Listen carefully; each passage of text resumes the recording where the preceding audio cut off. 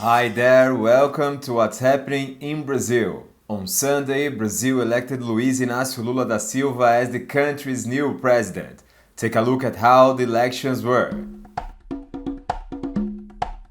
Brazil has decided Lula was elected president with the largest vote in history, more than 60 million votes.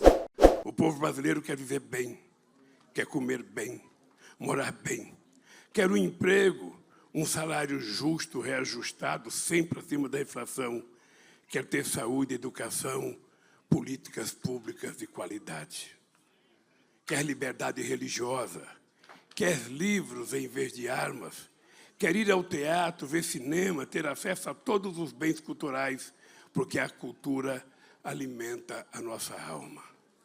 O povo brasileiro quer ter de volta a esperança. É assim que eu entendo a democracia. Não apenas como uma palavra bonita inscrita na lei, mas como algo palpável que sentimos na pele e que podemos construir no dia a dia.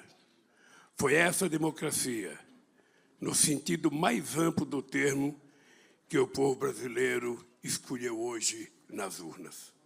Foi com essa democracia real, concreta, que nós assumimos o compromisso ao longo de toda a nossa campanha.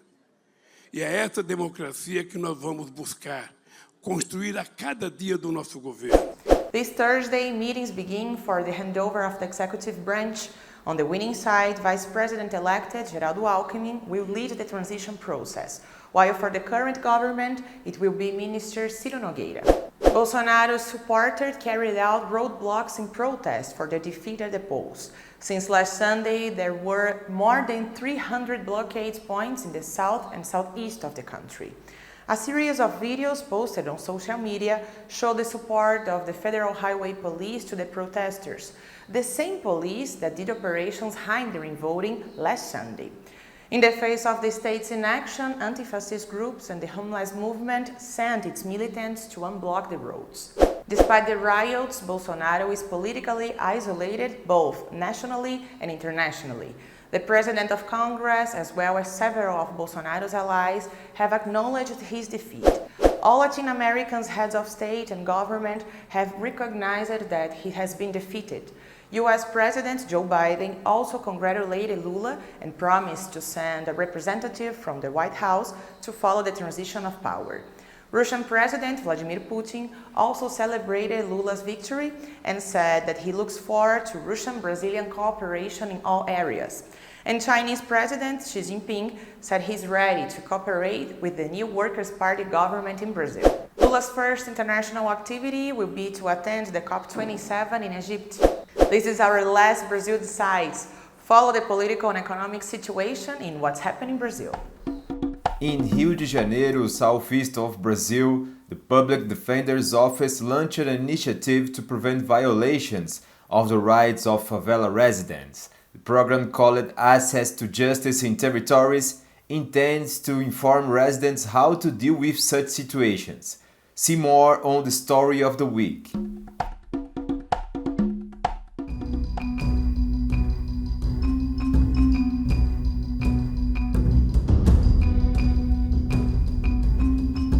People living in favelas in the city of Rio de Janeiro face many rights violations daily. To tackle this practice and prevent it from being seen as normal, the State Public Defender's Office launched the program Access to Justice in Territories. The initiative aims to make partnerships with community leaders so that the residents have access to defense office and thus be able to guarantee their rights. In the first phase of the program, a training course was held with those registered to explain the step-by-step of what to do in case of rights violation.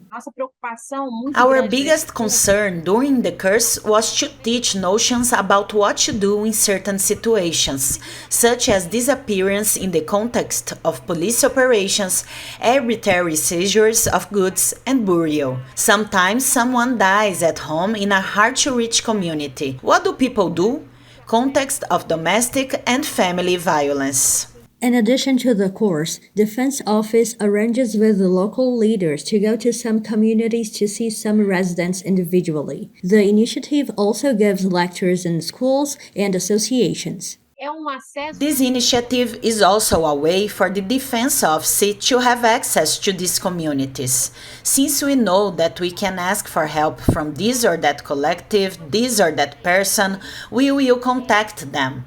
We hope through this project to empower the communities, as well as maintain a two-way dialogue and openness channel between the Defense Office and the citizens, and subsequently to ease the access the people who live there have to the Defense Office. Stephanie Nunes is the president of the Federation of Associations of Rio de Janeiro Favelas. She explains the importance of such a project to the community. We know that territory is always insecure. We are constantly thinking about how to cope with these situations and what to do. Once we have the training, we can share this information with all our community. They always have to be alert, so it's our job to learn and share information.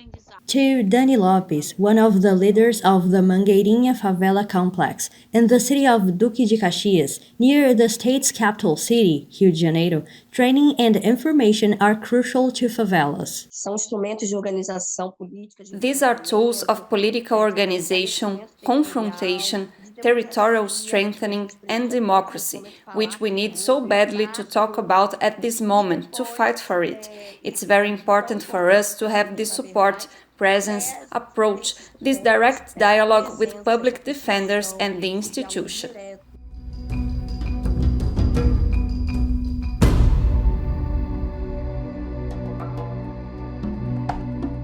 In today's Cultural Talk, we will dive into the beauty of the culture of Brazil's Northeast region. The Cultural Center Cais do Sertão, located in Recife, Pernambuco state's capital city, celebrates the cultural values of the region. This exhibition informs the visitors and demystifies stereotypes about Sertão, which for a long time was seen as a violent and inaccessible place.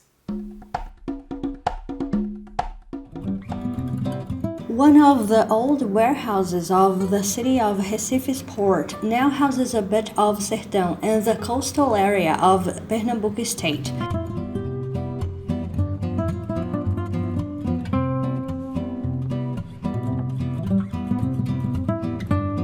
Sertão is the name by which rural drylands in Brazil's northeast region are known. The Cais do Sertão Cultural Center is a museological, cultural, and educational site that houses the so-called sertaneja culture, organized in 7 thematic territories: occupy, live, work, sing, create, believe, and migrate. The exhibition shows objects donated and purchased by residents of the region, as well as replicas of the dress of Luiz Gonzaga, known in the country as the King of Baião, a typical musical genre of northeast Brazil. Gonzaga is associated with a positive image of the sertaneja culture due to his way of dressing. Aqui no Centro Cultural Cais do Sertão, a gente tem Here at the Cais do Sertão Cultural Center, we have a museum and other areas that stimulate us to expand our points of view about the life of a nordestino and sertanejo. The Cais do Sertão Cultural Center aims to be this catalytic center, a place to unite memories, aesthetics, and experiences of the Nordeste and the Sertão, beyond what is traditionally shown, that is the difficulties, droughts, and migrations. Here, we also talk about it. However, we talk about this region's wealth, happiness, beauty, singing, music, and dance. The museum explores the visitors' sensorial experiences through the exhibition of movies, workshops, karaoke, and the contact with traditional objects related to the culture of the country's northeast region. I liked it because there is an area that kind of represents the house of a sertanejo. It's also very interesting because I've never seen this kind of house before, so I think it's very cool. In addition to tourists, most of the cultural center's visitors are students from public and private institutions, mainly due to the educational and cultural principles of the place. What caught my attention was the variety of things, the diversity of content and artifacts, because we usually see Sertão from above. I mean, Sertão is dry.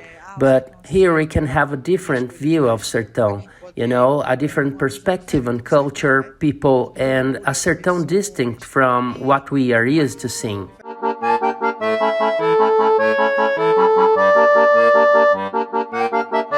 The museum was awarded with relevant international prizes such as the Work of the Year Award by Art Daily, Gubbio, which honors initiatives from Latin America and the Caribbean, and Dedaluminosi from Europe.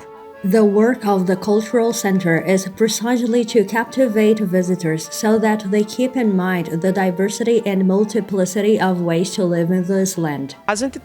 We receive a very important audience, which is students. That is, we educate people from different age groups, and we understand that there is one kind of visitor. We build in the heart and memory of each young visitor, kid, and people in general this way of life.